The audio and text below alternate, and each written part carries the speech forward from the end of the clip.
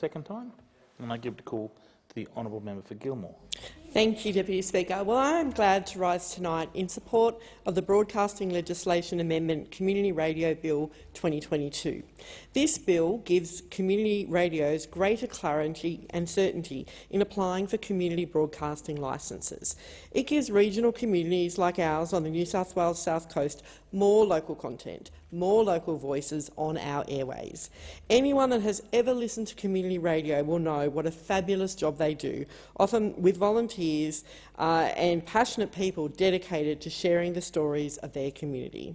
Not only this, but it is often an opportunity for local artists to practice their craft and reach new audiences.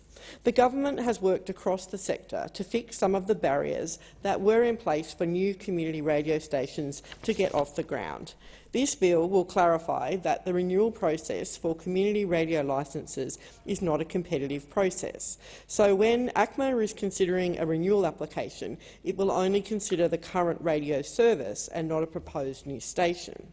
This gives certainty to existing licensees while preserving ACMA's ability to refuse to renew a licence if it is found the current licensee is not providing a radio service that meets general community needs.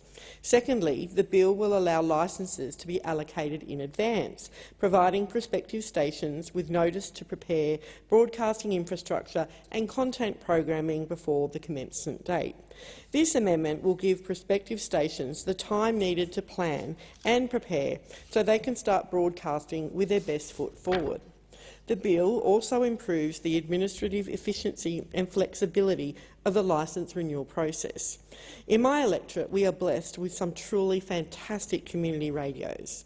Since 1984, there's Triple UFM in the Shoalhaven, covering a stretch from Gerringong to Tamil and out to Kangaroo Valley and areas east of Robertson.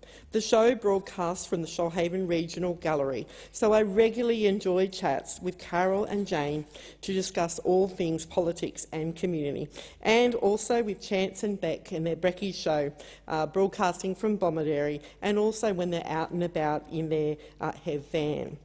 There's the Bay and Basin Community Radio, a program of the fabulous Bay and Basin Community Resources, operating since 1991 with the aim of helping people thrive in their communities.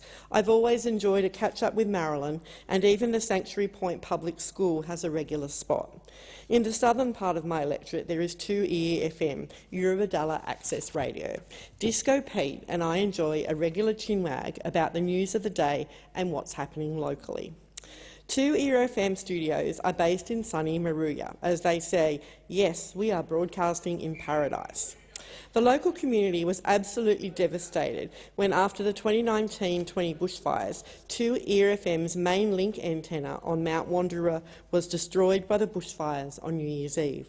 We all breathed a sigh of relief when transmission was back up and running in February 2020. Just another reason why I'm so delighted that the Albanese government is fireproofing the Mount Wanderer Tower to try and avoid the loss of crucial services like this. During the bushfires, community radio and all of our radio stations literally saved the lives of local people. They were there on the ground telling the stories of people who were experiencing the bushfires in real time, giving information about where the fire was, where to get help and what was happening. I want to thank each and every broadcaster, volunteer and community member who helped get us through that immensely difficult period. I have mentioned a few of the presenters across these stations, but there are so many more. It will be impossible to name them all. But your commitment to our community and your passion in delivering local voices, fun local content, music, entertainment and more is so incredibly valued. Deputy Speaker, that brings me to our newest community radio station in my electorate, Kiama Community Radio. Their story, most recently, really shows why this bill is needed and why it will make such a positive change to our community radio stations. Kiama Community Radio started in March 2020 at the beginning of the COVID-19 pandemic. They wanted to make sure that the Kiama community was connected, so they began by producing community-based podcasts while building their studio and training their live presenters, all while waiting for the community broadcasting licence. Their motto, for the community, by the community. I was really pleased to provide them with a $4,601 volunteer grant earlier in the year to help them purchase some live streaming equipment. I got to check out their studio and have a bit of fun with the presenters, just what it's all about.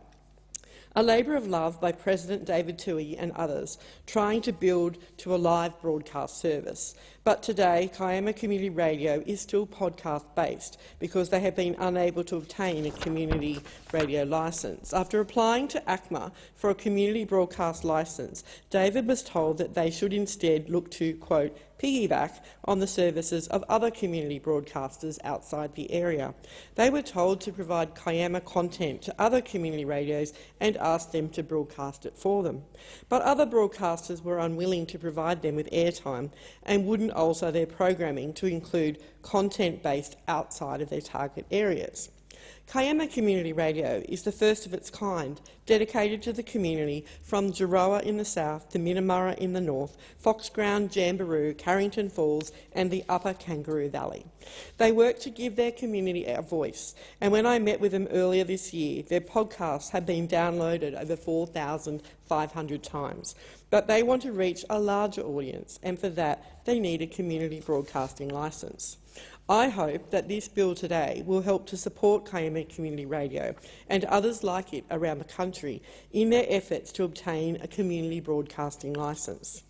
Clarifying that this is not a competitive process, providing certainty and clarity to those applying for licences and reducing the administrative burden will help to support volunteers and community broadcasters all over Australia.